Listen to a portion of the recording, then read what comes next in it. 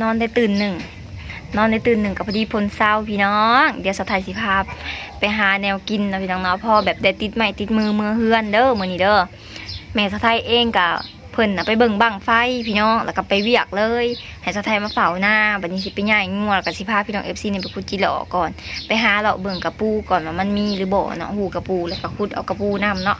สิไปตำใส่หมักตอกแซ่บพี่น้อง FC เบิ่งเหมือนกันไปพี่น้องฝนก็เศร้าแล้วนี่ทางหลังสไทยนี่ฟ้าห้องน้อยหนึ่งเป็นหยังเนาะมืดๆพอดีมันบ่แดดพอดีมันบ่ร้อนพอดีมันบ่ฮอดแล้วเขาก็ไปขุดจิหล่อมันม่วนนะพี่น้องเนาะไปเบิ่งนำกันว่ามันสิมีหรือบ่ควายกระปูควายจิหล่อเนาะไปเบิ่งนำกันได้พี่น้องเด้อก่อนสิไปทางใดสิเฮ็ดหยังก็ต้องกินข้าวกินน้ำซะก่อนพี่น้องกองถาบตรงเดินโดยท้องเนาะเฮาก็กินข้าวกับหมักม่วงมื้อนี้หมักม่วงสุกอันมีคนเอามาต้อนคนที่ว่าอยู่ใกล้เทียงไห่เทียงนาเฮานี่แหละอ้อมแอมแถวนี้เขาบ่ได้ขี้ถี่เด้พี่น้องเพื่อนไผมีหมักม่วงก็เอามาปั้นกันกินยามนี้ก็ยามหมักม่วงเนาะหมักม่วงสุกก็ได้กินแต่หมักม่วงนี่แหละสาวไทยก็ได้ยามจิโลก็ได้กินจิโลเนาะหรือว่ายามเฮ็ดก็มีคนเอามาให้อยู่เถียงพี่น้องความว่าแบ่งปันกันกินยามเฮามีเฮาก็ให้คนอื่นคือกันเนาะนี่แหละเขาว่าศีลไปปลามากินหมักม่วงกินข้าวกับหมักม่วงมากันยังแนม มาอยู่หน้านี่กินง่ายอยู่ง่ายพี่น้องเขาละลาดจุ่นก็กินง่ายก็กินได้ข้าวต้มก่อนหน้านี้ก็ลมพายุมาแห้งแล้วก็ฝนตกลงมาฝนตกฟ้าลงแบบนี้สะไทยก็แล่นไปปกไก่พี่น้องไก่น้อยนะยามบ่ถึกน้ำฝนหนาวตายหลังจากนั้นสะไทยก็บ่ได้เสานอนพี่น้องนอนฟังเสียงฝนจนว่ารับได้ตื่นหนึ่งจึงไปขุดจิหล่อเบิ่งภาพบรรยากาศเลยพี่น้องลมแห้งแท้แห้งว่าเป็นตาย่านขนาดเวลาเพิ่นมานะมาบาทเดียวเลยลมกะ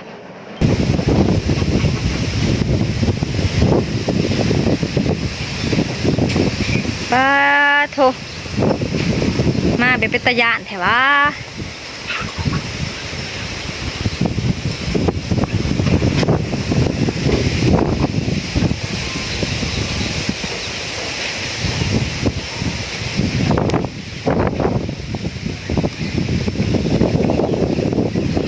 มือบุญบังไฟพ้นผัดจากโต๊ะพี่น้องโอ้ตายอยู่หน้าคนเดียวจะมาเป็นตาญาติแถวบ้านนี่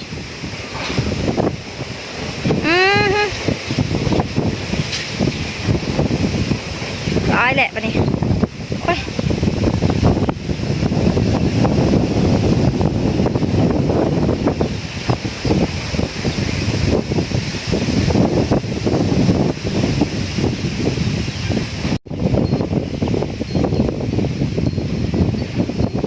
โมเมนต์ยังได้พี่น้อง ย่านบักม่วงแอปเปิลหล่น จอบเบิ่งอยู่จอบถาเก็บพี่น้องสะอ้อนหมักม่วงแอปเปิลส้มสื่อว่าม่วงแอปเปิลได้พี่น้องเอ้ยแดงไปเลยคือแอปเปิลในใหญ่กลมๆคือแอปเปิลเลยนะพี่น้องโทษถึงผ้าก็มืดครึ้มหมดเลยสาวไทยก็อยู่หน้าคนเดียวมื้อนี้บ่แม่นยังพี่น้องออกมาเฝ้าหน้าให้แม่สาวไทยไม่เลี้ยงงัวเลี้ยงควายนี่แหละเนาะออกมาปุ๊บพ้นกระตกปั๊บโหลดลงมาอีกแล้วซ่อมหมวกมาสิตกบ่ หมวกกะฮะก็เป็นปีแรกปีนี้ซ้ำฝนตกแล้วกะบัดนี้ซ้ำเฮ็ดปวกสีออกนะพี่น้องต่อไปก็เป็นเฮ็ดละโงกแล้วบาดนี้เฮ็ดเพาะกระลายแล้วบาดนี้พี่น้องเอ้ย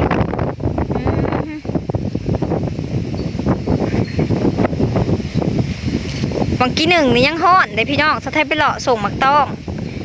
ไปหาคายเครื่องพี่น้องเครื่องแล้วอันคายเครื่องแล้วก็สะไทยก็มาเผาหน้าให้แม่สะไทยตอนสะไทยไปนะป้าแดดแท้แดดว่าฮ้อนแท้ฮ้อนว่าพี่น้องพอแต่มาหอดนาเด้อผู้บ่จักลมบ่จักพายุพี่น้องพ้นกสิมาแล้วเดี๋ยวสะไทยขอโตไปเก็บเครื่องก่อนเด้อพี่น้องเด้อเบิ่งทรงแล้วมื้อนี้ฝนคือสิลินเบิดมื้อแต่ว่ามันก็บ่ได้เป็นอุปสรรคต่อการไปหากินของสะไทยเลยเด้ออันนี้สะไทยก็ไปหาคนหาเครื่องแม่สะไทยสิไปขุดจิหล่อพี่น้องหาหมวกพอดีได้หมวกขาดใบหนึ่งมาเบิ่งแม่พี่น้องหมวกแม่สะไทยฮะทนแดดทนฝนขนาดอันนี้บ่แม่นฮอด3 ปีแล้วบอกหมวกใบเดียวนี่ราคา40-50,000เลี้ยงงัวเลี้ยงควายกาจนว่าออกแม่แผ่ลูกแม่สะไทยก็ยังบ่เปลี่ยนหมวกจักเทื่อ หมวกมานพี่น้องพอแต่ใส่หมวกมานกับไปหาหน่อไม้แล้วแหล้วสะไทยก็ได้หน่อเด้สีอุลุอุลายพี่น้องบุตรสะออนขนาดมีแต่หน่องามๆมีแต่แหนงอ่อนๆเห็นอีกแล้วนี่จ้า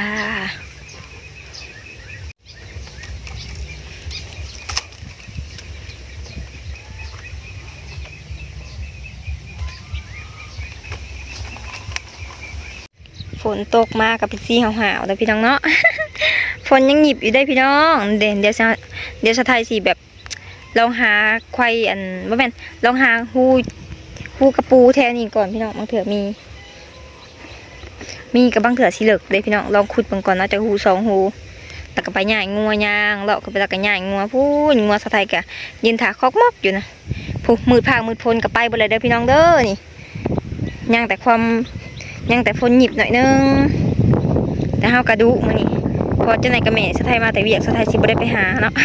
บ่ทันได้ไปหอดฮูกระปูซ้ำเอากินแล้วเอาซะก่อนว้ายหมดนี่ได้ฮูกระปูพี่น้องบ่แม่นตัวนี้บ่ อันนี้บ่จักเจ้าของฮูนี่พี่น้องบ่แม่นอันนี้บ่เจ้าของฮูออกมาตายนี่ฮูกระปูจ้า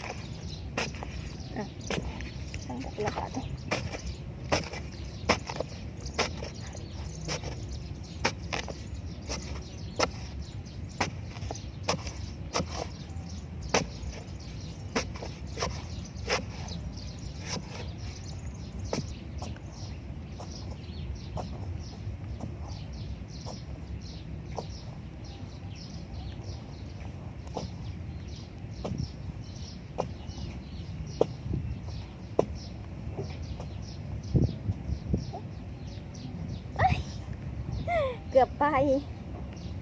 ได้แล้วจ้าดี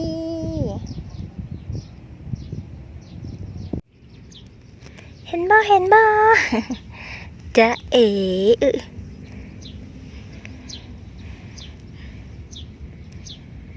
นี่สองควายเลยพี่น้องแถวพืชนี่เต็มแต่ควายจิหล่อ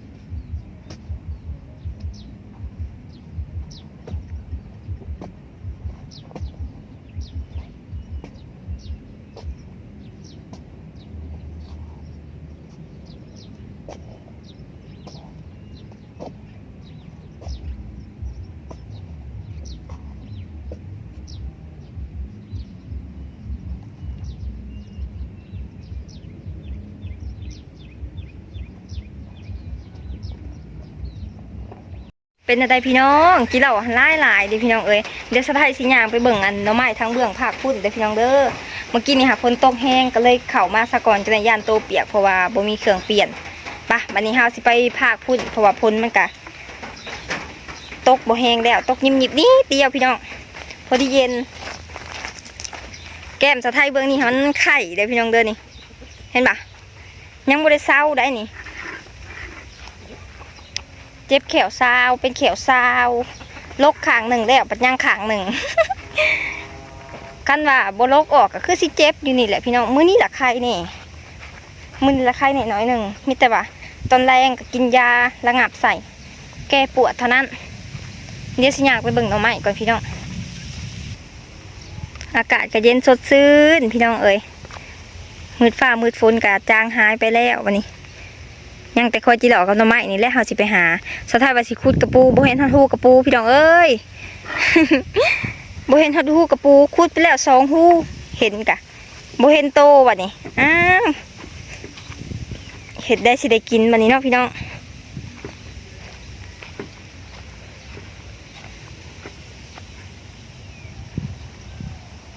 ไปลองไปหาหน่อไม้ทางเทิงปุ๊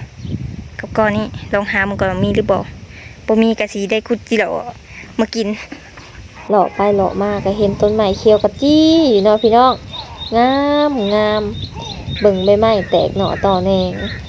หมากอันนี้ก็จักเอิ้นหมากอีสังกะบ่ฮู้ชาวไทยก็บ่เคยกินคือสิกินบ่ได้ดอกเนาะพี่น้องมาฮอดจุดนี้ก็เห็นดอกไม้งามบางคนก็ว่าหมากมันกินได้หมากสุกๆแดงๆแต่ว่าชาวไทยบ่กล้ากินย่านเบื่อตายแถวนี้นอกจากมีที่หล่อแล้วเนาะพี่น้องแถวหอกนี่ก็มีอยู่กระปูแต่ว่าชาวไทยบ่ได้ลงไปขุดนอกจากแถวนี้มีกระปูมีที่หล่อก็ยังมีเขียดยามเขียดก็มีเขียดหลายชาวไทยนำหมักมาขุดเอาอันนี้หาเป็นกกใบผักสังเด้อพี่น้องหล่อมาอีกบาทหนึ่งก็เห็นใบผักพวมออกใบเลยกินกับสุปหน่อไม้แซ่บเลยพี่น้องอันนี้ค่ะได้หน่อไม้หน่อยใหญ่แล้วก็เอาไปเผาเนาะไปเผามันแล้วก็ขูดให้เป็นเส้นคือเส้นข้าวเปียกนี่คือเส้นร่อนนี่แล้วก็สุปพี่น้องเอ้ยสุปใส่ปลาแดกหอมๆกินกับใบผักสังโอ้แซ่บหลายพี่น้องนี่บางคนก็ยังสิบูฮูจักพี่น้องกบผักสังน้ำลายเลยพี่น้อง น้ำน่ะจนมันมีบ่อนว่างพูมีแต่น้ำเต็มเบิดใบมันนี่แซ่บคักอะไรได้หอมมันมีกลิ่นเฉพาะโตมันจะไทยหมักกินเนาะ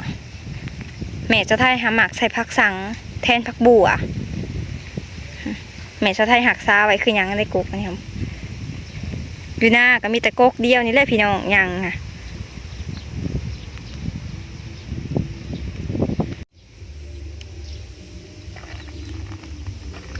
เห็นหน่อไม้แล้วพี่น้องนี่อุ้ยหักมากอยากมีหมดเนาะ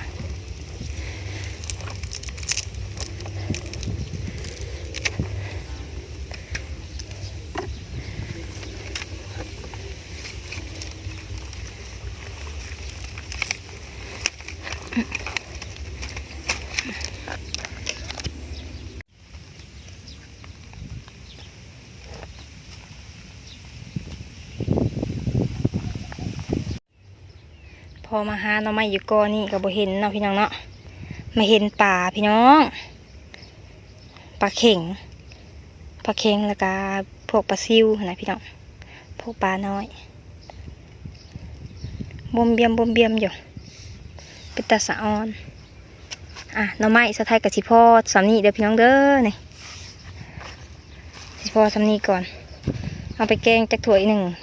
พอแล้วครับแล้วก็ยามื้อหน้าจังมาหาใหม่พี่น้องเนาะกินลายกับสิบ่แซ่บได้เห็ดลายกับสิบ่แซ่บพอแต่เขี่ยไปเขี่ยมาเห็นหน่อไม้จ้าอุ้ยหน่อนี่งามเห็นบ่พี่น้องนี่หน่อนี่งามเลยพี่น้องเอ้ยกำลังว่าสิพ่อสำนี้พี่น้องหาไปหามาเพราะว่าเห็นซ้ำเอาตัวนี้แหละพี่น้องเบิ่งจะได้ขออนุญาตซับก่อนนะพี่น้องเด้ออุ้ยมือหนึ่งถ่ายคลิปมือหนึ่งอันซับหน่อไม้พี่น้อง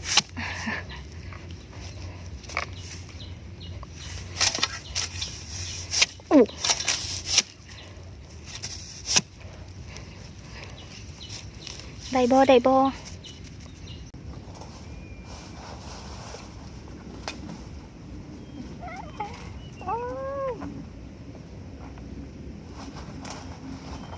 ฮักซ้ำพี่น้องฮักสองเลยฮักเข่งเลยย่างมาแต่พูนพี่น้องเมื่อยแล้วเริ่มอยากน้ำเลยย่างไปย่างมาพอมาเห็นเฮ็ดอันนี้พี่น้องเฮ็ดพี่สั่งวะเฮ็ดพี่สั่งเนาะนี่ค่ะแม่นอยู่บ่เฮ็ดปวกนะฮะมันแม่นเฮ็ดปวกสบพี่น้องหรือเฮ็ดพี่เบื่อวะมันก็เกิดดอกเดียวโคโลอยู่ที่พี่น้องบ่กล้าเอาไปเนาะ ยานเป็นเฮ็ดพี่เบื่อดอกเดียวโคโลอยู่ที่พี่น้องเอ้ยบ้านเพออยู่เดี๋ยวพี่น้องสะไทยก็ได้ที่หลอกกับหน่อไม้กับประมาณนี้เลยเนาะ ขุดอยู่โดนค่ะป้อจนอยากเป็นลมหลายแถหลายบ่าบันนี้สิกลับมาขุดอยู่ไหหน้าพี่น้องมาจังขุดสบายมาจังตื่นแน่เพราะว่าขุดอยู่หันหามันมีขี้ดินแห่ขี้ดินทรายพี่น้องมันมีหินแห่อยู่ทั้งหลุมมันเห็ดให้ขุดยากแล้วก็หมากเสียมเขามันสีเบี้ยวเนาะมันสิเพเบิ่งซอยในพี่น้องเฮ็ดพี่สังอันนี้มาแล้วก็มาเห็นผักติ้วพี่น้องผักติ้วอยู่ปลายนางามๆเลยเดี๋ยวสิเก็บไปกินกระปุ่นที่หล่อก่อนนี่เด็กพี่น้องผักติ้วอันนี้หันเอาไปแกงใส่เฮ็ดกระแซบแกงใส่เฮ็ดแล้วก็ใส่พร้อมกับอันใบไผ่อีตู่เนาะพี่อยู่ปลายนาเขาพี่น้องเอ้ยตะกี้หันแยกบ่ออกว่าผักติ้วคนกับผักติ้วอันนี้หันนะผักติ้วคนถ้ามันกินบ่แซ่บตัวนี้พี่น้องมันหยาบเนาะมีผักติ้วแล้วก็มีผักต้าวนำเด้อพี่น้องคือกันเลยผักต้าวก็กินแซ่บคือกันเด้พี่น้องงามเอาไปกินกระป่นจีหล่อเห็นว่าอยู่ป้ายหายป้ายหน้าก็ได้ยินอยู่เด้อเสียงตู่นะพี่น้องบังไฟก็พอสิได้เห็นน้ำหมูเห็นแต่ควันมันหั่นแหละเด้พี่น้องเห็นบ่เป็นทรายอยู่ได้ยินแต่เขาเปิดเพลงเทลงมาผลเทลงมา ทางนี้หันคุดเอาพี่น้องงัดทางนี้โอ้ยหม่วนเลยเนาะมีเงินก่อนเด้อจังสิไปเด้อตอนนี้บ่มีเงินคุดจิหลอกกินไปก่อนคนอื่นไปบุญบังไฟเนาะพี่น้องแต่ว่าสาวไทยมาหาคุดจิหลอกคุดจุดจีคุดหาหน่อไม้พี่น้องมื้อนี้ก็ได้พอกินหลายเติบอยู่ได้หลายเติบพูดเลยพี่น้องแล้วก็ได้ผักติ้วมานำนี่เด้พี่น้องมานี่เด้พี่น้องเอ้ยใส่หมวกขาดแม่สาวไทยนี่มานอยู่ นี่เด้ขอบใจเด้อพี่น้องเด้อที่ให้กำลังใจสาวไทยละกะเบิ่งจนจบคลิปนะพี่น้องนี่สาวไทยสิไปเห็ดกินหลายๆสิพ่อสำนีเนาะนั่งพักผ่อนจากข้าวแล้วก็สิกลับเมื่อเที่ยงมากินน้ำกินในอาบน้ำอาบในนะพี่น้องแล้วก็เอาของกินมือเห็ดกินอยู่เฮือนพู้นแหละมื้อนี้กับเว้นวันที่15บุญบังไฟพี่น้องบุญบังไฟอยู่บ้านนั้นจอมเผ็ดน้อยแต่สาวไทยก็บ่ได้ไปดอกพี่น้องบ่มีเงินบ่มีคำช่วงนี้บ่มีเวียกเห็ดมีเดมาหาของกินแถวทงไห่ทงหน้านี่แหละขอบใจเด้อพี่น้องเด้อว่าทุกคนเลยที่เบิ่งจนจบคลิปสำหรับคลิปนี้สาวไทยที่ได้จากลาพี่น้องไปก่อนเด้อบ๊ายบายถ้าติดตามตอนต่อไปเด้อพี่น้อง